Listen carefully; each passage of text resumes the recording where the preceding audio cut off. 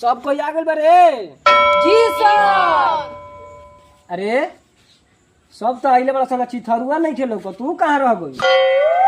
ए सर उ तो हमनी के संग ही रहला। लागत पेट ओकर गबड़ा गु रहला, मैदान फिरे नदी पर भाग गइल बा।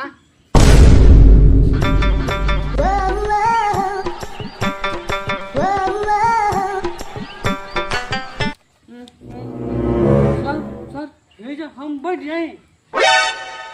अरे साला जल्दी बैठ, कबे ले कहाँ रही रे? कोनो टाइम टेबल नहीं के तोर। चलो सन हाजिरी बोलो सन तो लपेटा ना। जी सर। आई बने नु टिकुलिया जी सर। नकबाहा जी सर। टाइम टेबल से और कर चिथरुआ ठीक बा तेरा बा। यस सर। एक धरिया यस सर। ठीक बा हाजिरी तो बोला गई। अब आवो सन तोनी के जोन देले बानी कल टास याद बा काई बा सनु? जी सर। नताज गान लाल कर देन तोनी के।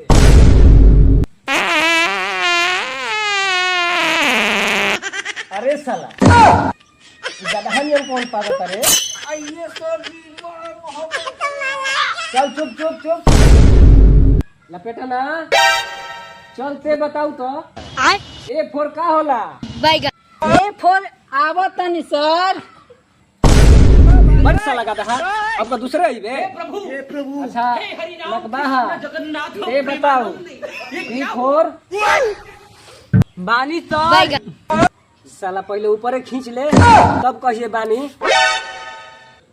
चिथरू बेटा हेने आओ ओ भाई का तहार नंबर खत्म। Bye bye tata goodbye गया। तब याद बानू बेटा बताओ C4 का होला?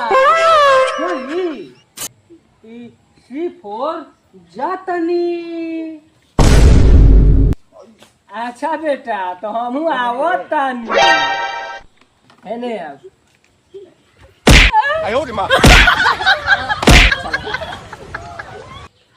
बबुआ टीक धारी तू तो बड़ी पढ़े में तेज बाड़ा, तारा के सबसे लास्ट में बोलावो तनी। तू बतावो D4 माने का होला? सर जी D4 डॉन है डॉन। साला सब लइकन से पढ़े में लइका तेज बा। देख ले सनु